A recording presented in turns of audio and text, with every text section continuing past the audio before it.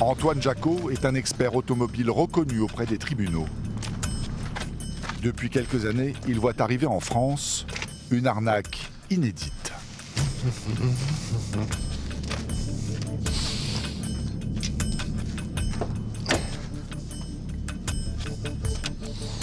Ça, c'est une voiture qui a pris l'eau. Effectivement, elle présente des stigmates d'une immersion. Noyée, le plus souvent lors de catastrophes naturelles, comme celle qui a eu lieu le 3 octobre 2015. Une tempête ravage une dizaine de communes entre Cannes et Antibes. 20 personnes meurent noyées et les dégâts se comptent en millions d'euros. Au-delà des maisons, 12 000 voitures sont complètement submergées. Toutes sont envoyées dans les différentes cases de la région. Car un véhicule qui prend l'eau est tout simplement bon à mettre à la poubelle. Antoine Jacot nous explique pourquoi la réglementation impose que ces voitures soient détruites. À partir du moment où le niveau d'eau dépasse l'assise du siège, on considère que le véhicule est techniquement non réparable. L'assise du siège, c'est la zone où les fixations du siège sont boulonnées sur le plancher. Donc c'est même plus bas que ça, c'est carrément au niveau du plancher. C'est dans le plancher que se cache le réseau électrique. Une fois mouillé, les fils se corrodent et provoquent des faux contacts dramatiques. Ça pète le calculateur moteur qui d'un coup se coupe. Vous êtes en train de doubler un camion, tout d'un coup vous n'avez plus de moteur parce que le calculateur qui a pris de l'humidité, eh bien il y a un court-circuit à l'intérieur ou autre. Des problèmes de régulateur de vitesse qui peuvent rester en fonction. Des systèmes de freinage ABS qui ne fonctionnent plus. Enfin bref, un tel véhicule ne peut en aucun cas être mis en circulation. C'est pas possible. C'est extrêmement dangereux. Pourtant, quel dommage. Certaines voitures sont à peine cabossées. Après un bon coup de chiffon et une bonne révision, elles seraient comme neuves. Eh bien, c'est exactement ce que se sont dit certains casseurs, qu'il y avait là un bon coup financier à faire, quitte à envoyer sur nos routes des cercueils roulants. À Mandelieu-la-Napoule, 8 personnes sont mortes dans les garages souterrains en voulant sauver des eaux leur voiture. Robert, lui, n'a pas joué les héros et a préféré sacrifier la sienne. Oui, elle arrivait à peu près à ce niveau-là. Voici les photos de sa voiture. L'eau s'est arrêtée à quelques centimètres du toit. La boue s'est infiltrée partout. Son assurance lui signifie que son auto est bonne pour être détruite dans une casse. La réparation du véhicule n'est manifestement pas envisageable. Le véhicule est techniquement non réparable. Elle est partie en épave et on n'en sait pas plus, on ne sait pas ce qu'il est devenu, notre véhicule. La voiture de Robert devrait donc être détruite. Comme celle-ci, réduite à l'état de bout de ferraille. Seulement, ce n'est pas ce qui s'est passé. Mais alors, pas du tout. La voiture de Robert, nous l'avons retrouvée intacte, mise en vente sur le site internet de ce marchand de véhicules d'occasion. Pour preuve, les plaques d'immatriculation sont rigoureusement les mêmes.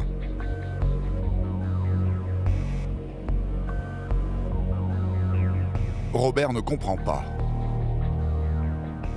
Ça nous étonne, ça nous surprend, et puis je suis inquiet pour les gens qui vont acheter ce véhicule, parce que je pense que ça ne va pas se faire sans dommage pour eux. C'est pas possible que cette voiture puisse remarcher dans des bonnes conditions. Ça paraît impensable. Alors comment est-ce possible ? En fouillant le site du vendeur, nous nous sommes aperçus qu'il proposait beaucoup d'autres véhicules noyés. Voici celle de Robert. La fiche technique précise bien que la voiture a été inondée.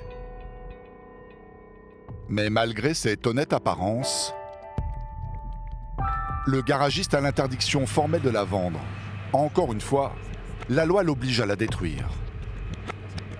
Nous avons donc pris le train pour aller rencontrer ce vendeur. il se trouve en Belgique.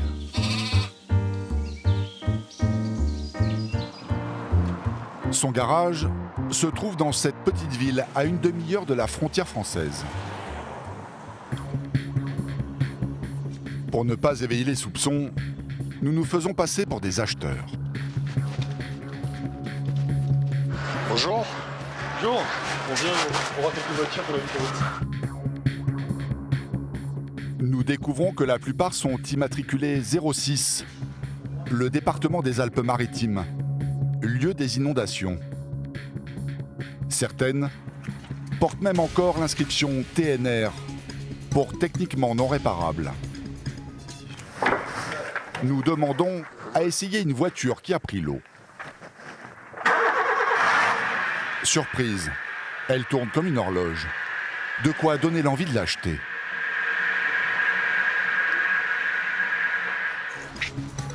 Plus loin, voici la voiture de Robert.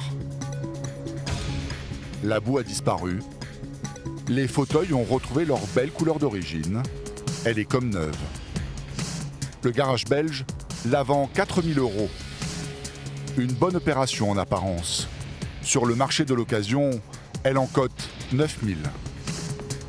Nous allons vite comprendre comment ce garagiste a pu récupérer cet énorme stock de voitures inondées et interdites à la vente.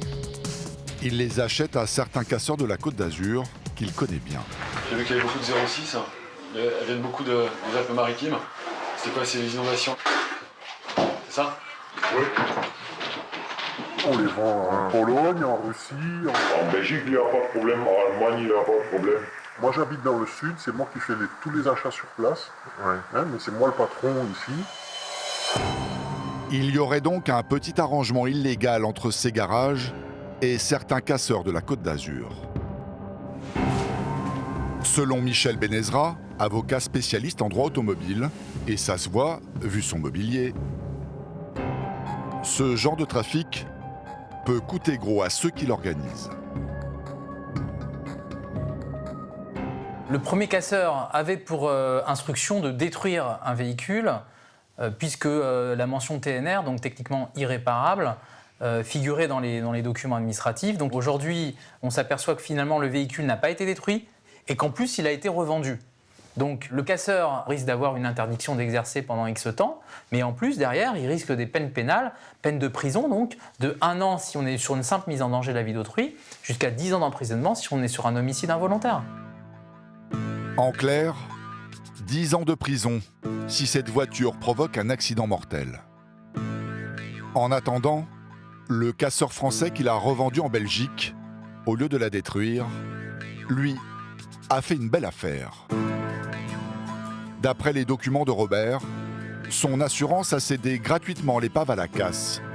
C'est écrit ici, noir sur blanc, 0 €. Cet homme, nous l'avons retrouvé. Son entreprise se situe près de Marseille. Selon nos renseignements, il aurait écoulé plusieurs centaines de véhicules inondés. Ce trafic lui aurait rapporté des milliers d'euros. Après plusieurs demandes, il refuse toujours de nous accorder une interview. Nous tentons de le rencontrer, sans succès. Mais un responsable nous assure qu'aucune des voitures noyées n'est ressortie de la casse sur ses 4 roues. On les démonte toutes. Ah oui, tous ceux qui sont venus au Gabon, on les a quasiment tout démontés. Parce que moi j'en avais une là que j'ai trouvé qui venait de chez vous là. Et donc cette voiture là, vous voyez, on la retrouve. J'ai retrouvé avant dans l'état en Belgique. Le mieux, il faut voir le vendeur de voitures. Ouais. Avec lui qui va vous dire exactement. C'est ce que nous avons fait. Nous l'avons joint au téléphone. Mais l'employé de la casse semble avoir la mémoire courte. Et on s'est rendu compte que beaucoup de voitures de chez vous étaient parties à l'export. Des voitures TNR qui auraient dû être détruites. Et on voulait savoir un peu. Le problème, monsieur, c'est que pour ce dossier-là, on avait embauché un vendeur, donc on avait embauché un vendeur qui est parti de chez nous. Parce que moi j'ai retrouvé. On a pu retrouver des voitures. Monsieur, j'ai un autre appel d'un cabinet d'expertise. Voilà, monsieur, je vous abandonne. Hein. Pas facile d'avoir des informations. Dès que nous abordons le sujet, le malaise s'installe. Après de multiples essais, nous réussissons à joindre le patron de la casse. À demi-mot, il reconnaît que la voiture aurait dû être broyée. Toutes les TNR étaient censées normalement être détruites, être mises en pièces. La finalité du véhicule, elle doit être détruite. Alors que là, elles ne le sont pas. Elle doit l'être. J'ai pas de compte à vous rendre. Non, non, absolument, mais moi, je cherche à avoir des réponses, monsieur, aux questions qu'on se pose. Je vais chercher ailleurs. Bah,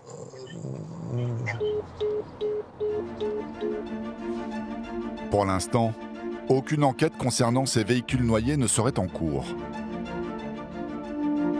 Le manque de suivi des épaves faciliterait ce genre de fraude. La plupart du temps, les enquêtes ne s'ouvrent que lorsqu'il y a des victimes.